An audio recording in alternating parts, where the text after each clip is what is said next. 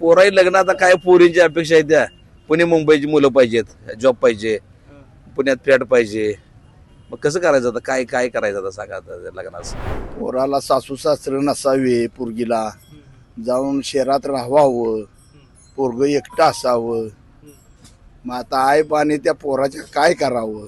मला मुंबईचा पाहिजे झालं तर चांगल्या सर्व्हिसवाले गाडी चारचाकी घरात पाहिजे जमीन पाहिजे असं झाले ते. सासू सासरे नको. सासरे सासरे नको. पाऊले चालली पंढरी गळा भेट घेती वारकरी लेट्सअप संगे सजली आषाढी वारी. Jadhavar group of institute Pune प्रस्तुत अभंगवारी. महाराष्ट्राला भक्तिरसात डुंबविणाऱ्या आषाढी वारीचे खास वार्तांकन पहा फक्त लेट्सअप वर. माऊली रामकृष्ण हरी सध्या माऊलींच्या पालखीचा सोहळा हा आता बरड या ठिकाणी येत आहे आणि काहीच वेळामध्ये म्हणजे एक 5 ते 6 वाजता ज्ञानेश्वर महाराजांची पालखी बरडसाठी आज मुक्कामाला येणार आहे. काल फलटण या ठिकाणी मुक्काम होता, आज बरड या ठिकाणी. आता पाऊस येतोय बघा आणि सगळे वारकरी आपल्या अंगावर जे कापडा आहे छत्र्या आहे जे काही साहित्य घेऊन हे चाललेले आहेत आणि पाऊस आला म्हणून या ठिकाणी हे माऊली सगळे बसले होते. मग यांच्याशी बोलता बोलता काही गप्पा निघाल्या, वारीच्या काही गोष्टी ते सांगतायत आणि इतर विषयावर पण त्यांना बोलायचं. आणि ते इस्लामपूरचे आहेत, ईश्वरपूर आता त्याला म्हणतात. जयंत पाटलांचा मतदारसंघ असं ते सांगत होते आवडीने. आमचे नेता जयंत पाटलांच्या विधानसभा मतदारसंघातले आहेत. मग त्यांच्यातील आता गाववाड्याच्या गोष्टी त्यांच्या सोबत करायच्यात. रामकृष्ण हरी. रामकृष्ण हरी. कितवी वारी? इकडून ह्या वारीतून पहिल्यांदाच आहे आणि दुसऱ्याकडं या दिंडीतून पहिल्यांदा आणि त्यावेळी 2 वाऱ्या केलेल्या आहेत. तुकाराम महाराज तिकडे. तुकाराम महाराजांच्या नाही, गावाकडून येणाऱ्या माऊलींच्याच वारी. कसा झाला प्रवास आतापर्यंत? आतापर्यंत तर सगळं व्यवस्थित आहे. सगळं आतापर्यंत पावसाची जी काही सुद्धा अडचण नव्हती. रात्री थोडा पाऊस झाला आणि आजच, पण आतापर्यंत प्रवास ही सगळं जाणं येणं व्यवस्थित मस्त मध्ये चाललं. कशी येते मज्जा आता वारीची? माझे एक नंबरच आहे की वारी म्हणते की काय वारीच आहे होय. माऊलीची वारी विषयच नाही. आमची तयारी ही आधी 3-4 महिने चालते वारीची तयारी. वारी म्हणते की आम्ही जरा आधी 2-3 महिने तयारी लागतोच. ते गाव कुठलं तुमचं? साखराळे. साखराळे. साखराळे साखराळे तुम सगळी मंडळी साखराळेची? साखराळे आसपासच्या खेड्यातले आहेत असे, आसपासच्या गावातले. आता पंढरपूर पर्यंत जायचं. पंढरपूर. तुमची किती वारी? मी 2006 सालापासून येते वारीला. 6 पासून म्हणजे 20 वर्ष पूर्ण झाले. विसर झाले वारीला. काय भेटतो या वारीमधून माऊली? काय आनंद वेगळाच आहे. वारीचा आनंदच वेगळा आहे वारीचा. पण पाय दुखतात, ऊन असतं, काही सुद्धा नाही. आता गावात चालाय म्हटलं आम्ही तर आम्हाला त्रास होतो, पण इथं काय चालतोय का नाही काय कळतच नाही. गावाकडे 2 किलोमीटर चालायचं झालं तर चालायचा त्रास होतो, पण इथं काय त्रास होत नाही. 25 किलोमीटर 30 किलोमीटर चाल हसत खेळत चालते. लोक जेवढे आहेत की किती चालतोय काय कळतच नाही. काय चाललंय गावाकडे आता? गावाकडे काय शेती शेती. शेती आणि दुसऱ्या काय चर्चा असतात बरं आता गावावर पारावर बसून सावडीवर बसून काय गप्पा रंगतात? काय आता काय असतं चर्चा काय कशा कशाच्या विषयावर चर्चा करतात आता लोक? काय मुलांची लग्न, होय उसाला दर, सोयाबीनला दर, बाजार भाव इकडे असंच की. याच्यापेक्षा काय बाजार भाव देत नाही सरकार? देत नाही सरकार, काय देत नाही. सरकार तर म्हणतं की लय आम्ही करतोय सरकार काय करत शेतकऱ्यांसाठी. काय करत नाही, काय नाही. उसाला दर नाही, वाढती महागाई, लागवडी दर वाढलेत. सरकार गंडवतंय. सरकार गंडवतंय असं नाही. काय तुम्ही लय महत्वाचा मुद्दा काढाय, पोरांची लग्न. काय काय काय पोराही लग्न आता काय पोरींची अपेक्षा आहे त्या पुणे मुंबईची मुलं पाहिजेत, जॉब पाहिजे, पुण्यात फ्लॅट पाहिजे.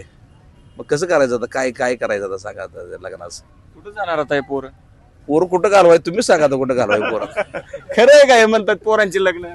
अगदी बरोबर आहे. होय. किती पोर आहेत तुमच्या गावात बिना लग्नाचे? तरी 100-100-125 तरी. 100 पोरं. किती वय झाले त्यांचे? काही 30-35च्या दरम्यान आहे ती. 30-35 नवरदेव. आता तुम्ही लग्न केलं त्यावेळेस वय किती होतं तुमचं? 25 वर्षाचं. 25 वर्षापर्यंत. माऊली तुमचं लग्न झालं तेव्हा किती वय होतं? माझं लग्न 26 वर्ष झालं. होय. हो. आणि आता किती वर्षाचे नवरदेव आहेत गावात? आता तसे 40च्या वरचे आहेत. 40च्या वर. वरचे आहेत.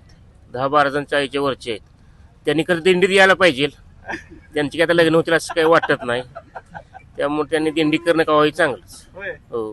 आता तुमचे मित्र आहेत त्यांना काय सांगाल आमच्या माध्यमातून, काय दिंडीमध्ये काय हवं त्यांनी? दिंडीत यावं काय, आता लग्न तर होणार नाहीत, मुलींच्या वाढती अपेक्षा, नोकऱ्या नाहीत, सरकार तर पूर्ण अपयशीच आहे, मुलांना नोकरी रोजगार काही उपलब्ध नाही आणि आई त्यांना थोड्याफार पगारात त्यांचं काही भागत नाही. पुण्या मुंबईत नोकरीत 30-40 पगारात काही मुलांचं भागतच नाही. त्यामुळे गावाकडे चांगली शेती करणं चांगलं पर्याय आहे, पण शेतीला वाल्याशी मुली कोण देत नाही असं झालेलं. खरं आहे गाव ते माऊली, शेतीवाल्यांना पोरीच देत नाहीत म्हणे. खरंच आहे. कसं आहे, सर्व्हिस आता मुलींच्या आई बाप्पांच्या बी अपेक्षा वाढलेल्या आहेत. मुलगा सर्व्हिसवाला असावा, गव्हर्नमेंट सर्व्हिसला असावी, पोराला सासू सासरं नसावे, पोरगीला जाऊन शहरात राहावं, पोरग एकटं असावं.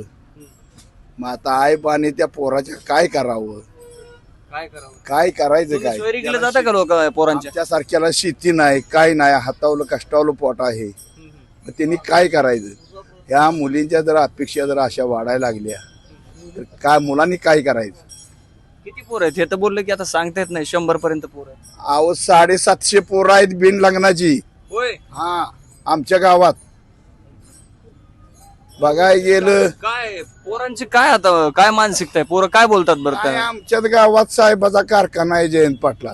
होय, प्रत्येक पुढाऱ्याचं पोरग लावणार आणि बिन हे जे आहे त्यांच्या भावकीला तेवढीच लावणार. होय, आणि जे नातेवाईक नाही ते काय नाही ती त्यांची पोरं बोंबलत फिरणार. होय. कोण दारू पितय, कोण गुटखा खातय. अरे असं का करतोय? सर्व्हिसच नाही, शिकून त्याचा काय उपयोग आहे? मग आता त्या पोरांनी काय करायचं? जयंत पाटलांनी काय करावं होतं याच्यात? कारखान्यावर काहीच लोकांना नोकरी मिळतील. अहो त्यांच्यातल्या त्यांच्यातच साखळी आहे, त्यांचीच पोरं लावायची. खालचे गच्चे बच्चे आहेत तेवढी पोरं लावायची. साहेबाला तरी काय कळून द्या जावी. मग आता हे नवरदेवांच्या बायका थोडे बघून आता देणार. साहेब फिरतोया घरोघरी, काय चाललंय न कसं चाललंय, काय चाललंय न कसं चाललंय. कोणी विश्वासच ठेवणं झालंय साहेबावर. का बरं? काय हे असंच की याने खालच्याने पोट भरायची आणि थोरल्याला नाव ठेवायचं. मग साहेब म्हणतोय असं कसं झालं? त्या पद्धतीचं चालू आहे सगळं राजकारण चालू आहे. कोण सामान्य माणसाचे गरिबांचे कोण दाद घेत नाही, काय नाही. तेवढ्या पुरती मतापुरती येते ती आणि तुझं काय असेल ते करून देते ती, असं म्हणायचं जायचं. काय काय आता साहेबांची चर्चा चालली आहे की ते आता अर्थमंत्री होतील. अहो काय चर्चा, साहेबाचं सुद्धा आता मत राहिलं नाही, ते बी भाजप मध्ये शिरायला लागले. होय, तुमच्या मतदारसंघात काय चालू आहे चर्चा? काय चालू आहे आता? साहेबच जातोय भाजप मध्ये म्हणते दिन. हो, मग आता साहेबावर सुद्धा विश्वास राहिलेला नाही आमचा. काय केलं पाहिजे बरं साहेबांनी, काय निर्णय घ्या? साहेबांनी काय केलं पाहिजे? कच्ची बच्ची आहे ती पहिली जुनी आहे ती काढून टाकली पाहिजे ती, आणि नवीन जी पोरं आहे ती विश्वासू त्यासनी तेवढं साहेबांनी जवळ धरावं. कुठले शरद पवारांचं नाव म्हणताय का तुम्ही? ती साहेब कुठे आमचे जयंत पाटील कुठं असतील त्यांनी आपली सांभाळून घ्यावी. गोर गरिबाची पोरं कामाला लावावी. म्हणजे साहेब तुम्ही जयंत पाटलांना म्हणताय? हा साहेब, आम्ही आपलं जयंत पाटला साहेब म्हणतोय.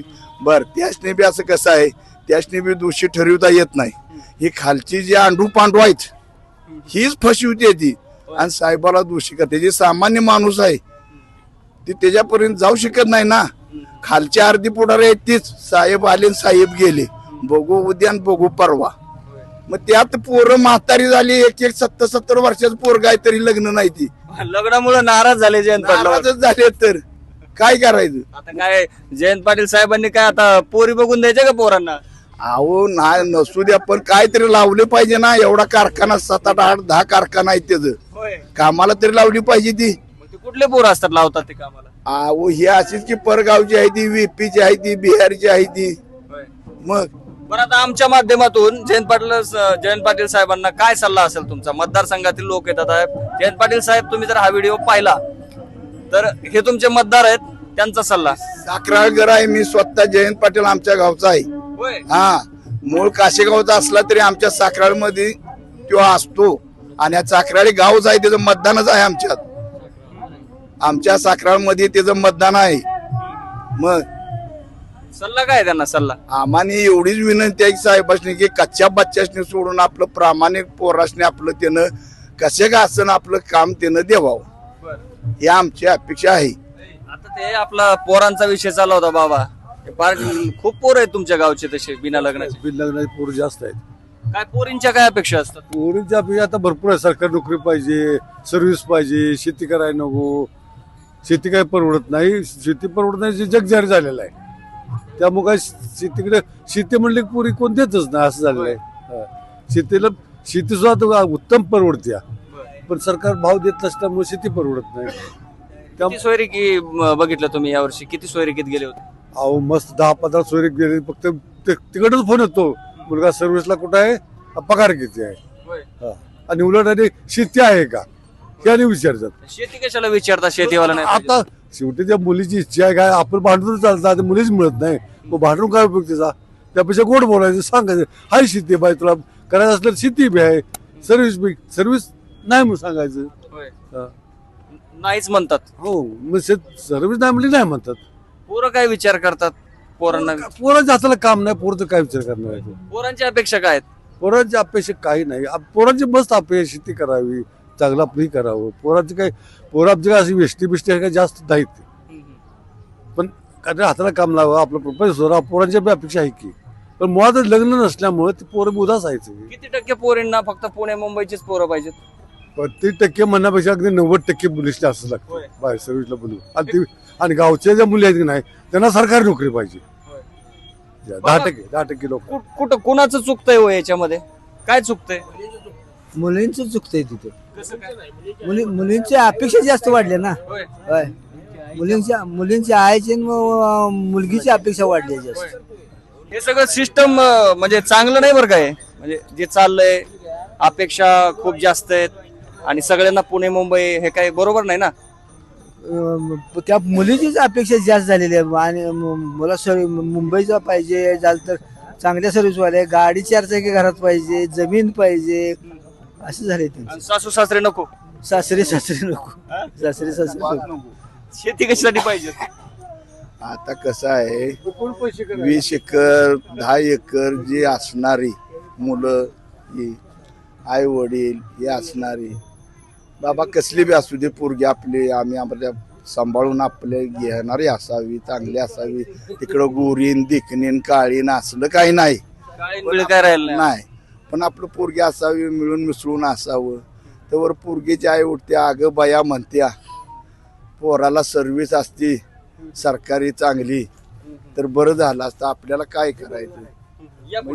आता तुम्ही सांगा, एकदा म्हणते ती सर्व्हिस नसली की शेती असती तर बरे झालं असतं. सर्व्हिस का नसताना पण शेती असती, आपली करून तरी खाल्ली असती. ती विचारायला गेली की शेती आहे म्हटलं की म्हणते अगं बाया काय करायचं, शेती आहे पण पोराला सर्व्हिस नाही, काय करायचं? जरा कुठतरी सर्व्हिस असती तर बरं झालं असतं. म्हणजे ह्या मुलीच्या आईनं बानं म्हणायचं, म्हणजे पोराच्या आई बाने काय म्हणायचं? हो, आता मुलाचे वडील आई वडील टेन्शन मध्ये आहेत. मुलाच्या आई वडील टेन्शन असतं, त्याचा काय प्रश्न नाही. पहिले मुलींच्या आई वडिलांना टेन्शन असायचं, आता जमाना पूर्णच बदललाय. बदललाय काय, मुलींच्या ह्याच्यावरती मुलींच्या इच्छेप्रमाणे पाहिजे. मुली भरपूर आहेत पण द्यायला मागत नाही. काय बोलतात मुलाचे आई वडील सोयरी करायसाठी? आता तुम्हालाही बोलत असतील बघा आमच्या मुलासाठी.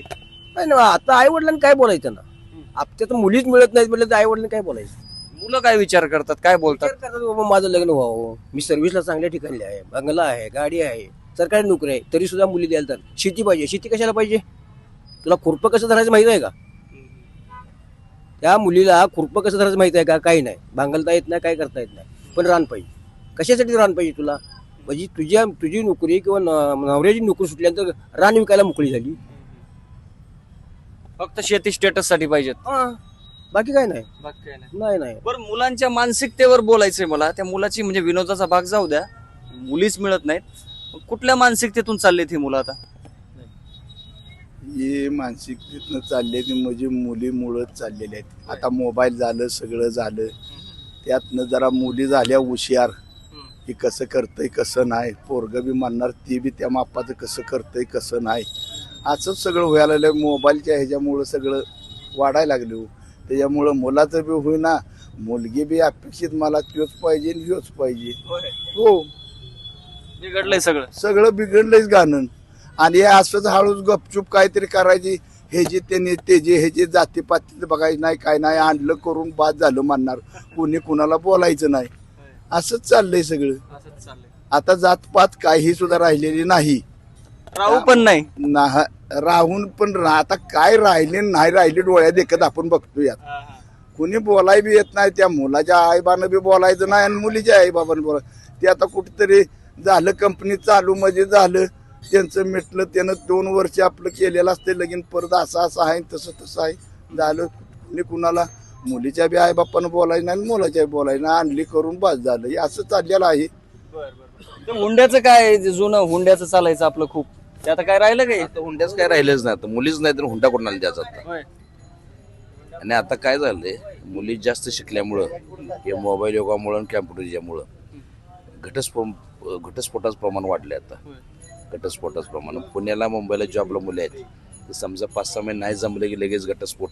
आणि त्यामुळं काय विचारच करत नाहीत मुलं. नाही म्हणलं मुली विचारच करत नाहीत. एक घटस्फोटच घेतात लगेच. ते नाही जमलं त्याच्या इच्छेप्रमाणे वागलं ते घटस्फोट घेतात लगेच. का वाढलो बाबा घटस्फोटाचं प्रमाण? असे कुठले कारण आहेत? वाटतं मला पगार आहे 2 लाख 3 लाख, याला पगार कमी आहे किंवा ह्याचं शिक्षण कमी आहे माझं शिक्षण जास्त आहे असं ह्याच्यात जरा मी पण त्यात येतोय जरा आडवा त्यात. पोराला जास्त पगार असला तर तू ऍडजस्ट करतो, पण पोरगी ऍडजस्ट करणार नाही. हा मुलाला पगार जास्त असतो त्याचं घरचं सगळं चांगलं असलं तर तो म्हणजे असलं तरी सुद्धा तो जरा नमतच घेतो. कुठेही नको जरा कमीपणा घ्यायला नको, समाजात मान अपमान व्हायला नको म्हणून आपण ते करतो.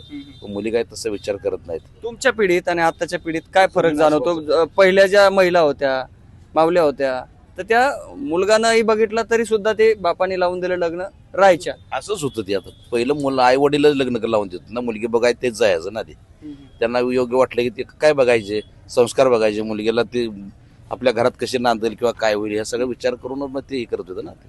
आता काय नुसतं देखणे बनाव चाललंय. आता नुसतं एक नंबर म्हणायचं कशाला, संस्काराला म्हणायचं, संस्कृतीला म्हणायचं, कशाला म्हणायचं. चांगला मुद्दा तुम्ही काढला.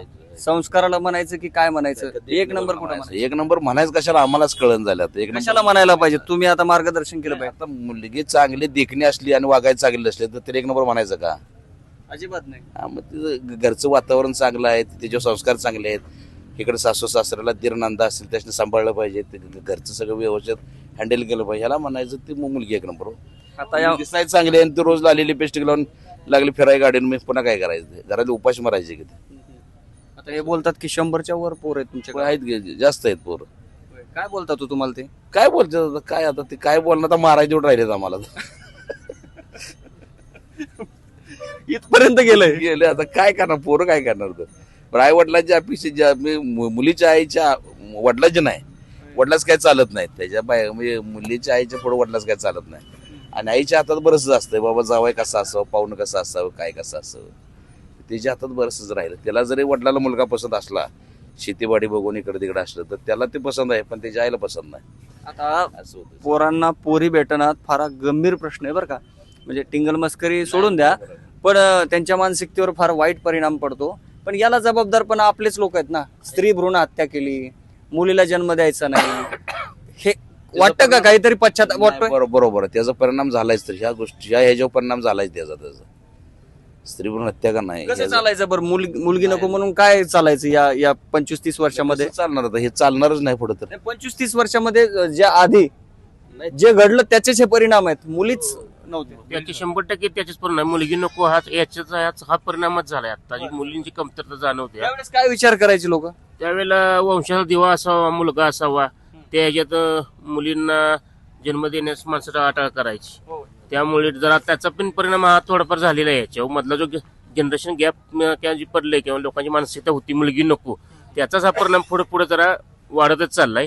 आता ह्यानंतर काळ बदललाय थोडा. त्यानंतर माणसाने आता ऍक्सेप्ट केली मुलगी असून दे, मुलीला सुद्धा जन्म द्यायला बऱ्यापैकी 2021 पासून लोकांची मानसिकता बदलली. मुलींबद्दलची मानसिकता बदलली. मानसिकता मुलगी मुला प्रमाणात सांभाळते असं झालेलं आहे. सगळं काळ बदललाय. पण आता थोडा मधला जो गॅप भरून निघायला फारायला वेळ जाणार थोडाफार. मग मुलींच्या बद्दल चांगले आता विचार झालेले आहेत. आता मुली काय कुठे कमी नाही आहेत असं बी नाही. मुली भरपूर जागी एकदम टॉपला आहेत. मुलींच्या बद्दल काही नाही असा विषय. नक्कीच. तर हे ईश्वरपूर इस्लामपूरचे हे मंडळी होती. वारीच्या वाटेवर मला भेटले. जयंत पाटलांच्या मतदारसंघातील ही सगळी मंडळी आहे आणि त्यांनी शेतीच्या प्रश्नाबरोबर वारीचे आपल्या भावना मांडल्या. आणि आमच्या गावात 100हून जास्त मुलं आहेत, 40 पर्यंत गेले, मात्र त्यांना मुलीच मिळत नाही. हा एक गंभीर सामाजिक परिस्थिती समस्या आता उद्भवलेली आहे त्या मुलांच्या मानसिकतेवर परिणाम झालेला आहे. आम्हाला आता मारायचंच ठेवलंय मुलांनी इथपर्यंत आता पालक आणि इतर मंडळी जे ज्येष्ठ आहेत ते आपल्याशी बोलत होते. मात्र यातून सकारात्मक गोष्ट अशी की आता मुलींबद्दल जे 25-30 वर्षापूर्वी किंवा त्याआधी आतापर्यंत जे काही महिलांबद्दल लोकांच्या मनामध्ये एक गैरसमज होता आणि मुलगाच पाहिजेत, वंशाला दिवाच पाहिजेत, ती मानसिकता आता हळूहळू बदलत चाललेली आहे. आता मुलीचं देखील स्वागत मोठ्या जल्लोषात केलं जातंय असे हे माऊली बोलत होते. आणि या बदलत्या परिस्थितीचं स्वागत आपण सर्वांनी केलं पाहिजे. आणि या व्हिडिओच्या शेवटी ज्या कोणी मुली त्यांनी सुद्धा मुंबईच्या मुलाचा हट्ट, शेती करणारा, संस्कृती जपणारा, निर्व्यसनी असलेल्या मुलाच्या गळ्यात हार टाकायला पसंती द्यायला काही हरकत नाही. वारीच्या वाटेवरून Vishnu Sanap, plates of Marathi, Barad.